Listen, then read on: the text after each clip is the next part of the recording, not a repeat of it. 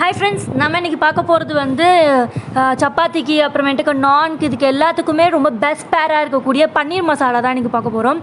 வீட்டிலையே எவ்வளோ டேஸ்டியாக எம்மியாக செய்யலாம் அப்படிங்கிறது பார்க்கலாம். ஸோ ஃபர்ஸ்ட் அதுக்கு தேவையான பொருட்கள் பார்த்துருங்க. பன்னீர், தக்காளி, வெங்காயம், அப்புறம் பட்டை, கிராம்பு, அப்புறமேட்டுக்கு சில்லி, க்ரீன் சில்லி, அப்புறம் ஜிஞ்சர், அதுக்கப்புறமேட்டுக்கு பே லிவ்ஸ், அதுக்கப்புறம் கார்லிக், ஃபீனல் சீட்ஸ், அப்புறம் அன்னாசி பூ, உப்பு, இதெல்லாம் தேவைப்படும். ஸோ ஃபர்ஸ்ட் இதுக்கு வந்து வெங்காயத்தை நம்ம எடுத்துக்கலாம். நான் இதில் வந்து ஒரு ஃபுல் பெரிய வெங்காயம் நான் எடுத்துகிட்டு இதை நான் வந்து அரைச்சிட போகிறேன்.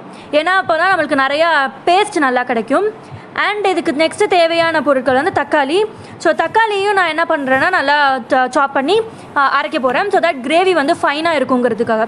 அண்ட் நம்மளுக்கு வந்து பூண்டு, இஞ்சி தேவைப்படுது. அதை வந்து நம்ம சும்மா இடித்து போட்டுக்கலாம், அரைச்சும் போட்டுக்கலாம். ஸோ ஃபர்ஸ்ட் அதுக்காக நான் என்ன பண்ணுறேன்னா பேன் வந்து அடுப்பில் வச்சுட்டு கொஞ்சோண்டு தாளிக்கிறதுக்கு ஆயில் ஆட் பண்ணிக்கிறேன். அதோட கொஞ்சோண்டு சோம்பு சேர்த்துக்கோங்க. சோம்பு ஃபஸ்ட்டு நல்லா பொரியட்டும். சோம்பு பொரிஞ்சதுக்கு அப்புறமேட்டுக்கு இதில் பட்டை, கிராம்பு, அப்புறமேட்டுக்கு பிரிஞ்சி இலை, அப்புறம் அன்னாசி பூ, இது கொஞ்சோண்டு பிச்சு போட்டுக்கோங்க. அப்புறம் அரைச்ச வெங்காயத்தை இதில் ஆட் பண்ணிக்கலாம். அப்புறமேட்டுக்கு ஒரே ஒரு க்ரீன் சில்லி அதை எடுத்து கட் பண்ணி அதோட சேர்த்துக்கோங்க. ஸோ இதுவும் இதோட நல்லா வதங்கட்டும்.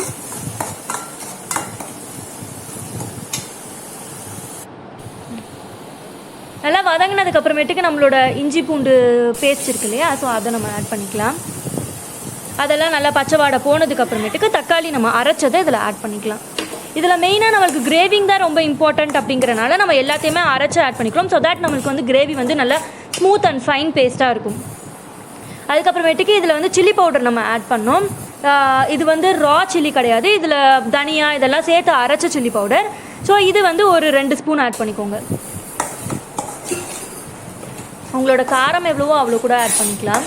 நான் இங்கே வந்து 2 ஸ்பூன் சில்லி பவுடர் இதில் ஆட் பண்ணியிருக்கேன். இதோட பச்சை வாடை போகட்டும், நல்லா வதக்கிக்கோங்க.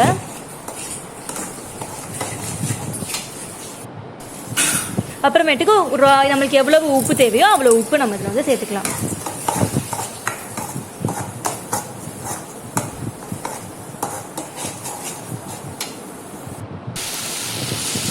அதுக்கப்புறமேட்டுக்கு எவ்வளோ தண்ணி தேவையோ, நம்மளோட கிரேவிக்கு கொஞ்சம் இது வேணும் இல்லையா, ஸோ அதுக்காக தண்ணி ஆட் பண்ணிக்கலாம். அப்புறமேட்டுக்கு தேங்காய். ஸோ இதில் வந்து நான் ஒரு அரை மூடி தேங்காய் அரைச்சி நான் அதை ஊற்றிக்கிறேன். ஸோ இதை நீங்கள் தேங்காவாக அரைச்சி ஊற்றினாலும் சரி, இதுலேருந்து பாலை மட்டும் எடுத்து ஊற்றினாலும் சரி, அது இன்னும் ஸ்மூத் பேஸ்ட்டாக இருக்கும்.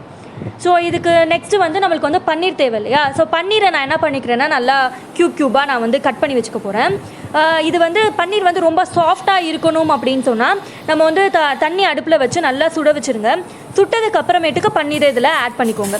ஸோ இதில் நீங்கள் பன்னீரை ஆட் பண்ணதுக்கு அப்புறமேட்டுக்கு எவ்வளவு ஒரு தடவை ஒரு லைட்டாக ஒரு கொதி வர அளவுக்கு இதை வந்து விட்டுட்டிங்க அப்படின்னு சொன்னால் ரொம்ப சாஃப்டாக ஆகிடும். ரொம்ப நேரம் கொதிக்க வைக்கக்கூடாது, கொஞ்சோண்டு லைட்டாக கொதிக்க விட்டுட்டு இதை வந்து பன்னீரை வந்து அதுக்கப்புறமேட்டுக்கு நம்மளோட கிரேவியில் ஃபைனலாக ஆட் பண்ணால் போதும். கிரேவி வந்து கம்ப்ளீட்டாக ரெடி ஆகிடுச்சுன்னு ஆனதுக்கப்புறமேட்டுக்கு ஃபைனலாக ஜஸ்ட் நம்ம இப்படி போட்டு இப்படி கிண்டி இறக்குனா மட்டும் நம்மளுக்கு போதும். ரொம்ப நேரம் இது அடுப்பில் இருக்கணுங்கிற தேவை கிடையாது. இது வந்து நம்ம அடுப்பில் ஹாட் வாட்டரில் போடுறது வந்து சாஃப்ட்னஸ்க்காக போடுறோம். இப்போ நம்மளோட பன்னீர் மசாலா ரெடி ஆகிடுச்சு. உங்களுக்கு இந்த பன்னீர் மசாலா ரொம்ப பிடிச்சிருக்கும்னு நினைக்கிறேன். அண்ட் இது ரொம்ப டேஸ்டியாகவும் எம்மியாகவும் இருக்கும். இதை உங்கள் வீட்டில் ட்ரை பண்ணி பாருங்கள். ட்ரை பண்ணி பார்த்துட்டு கமெண்ட் செக்ஷனில் மென்ஷன் பண்ணுங்கள். அந்த வீடியோ பிடிச்சிருந்துச்சுன்னா கண்டிப்பாக லைக் பண்ணுங்கள், ஷேர் பண்ணுங்கள், மறக்காமல் சப்ஸ்கிரைப் பண்ணுங்கள். இந்த மாதிரி வேறு ஒரு வீடியோவில் சந்திக்கிறேன். Until then it's tata bye from you, I am Akshaya.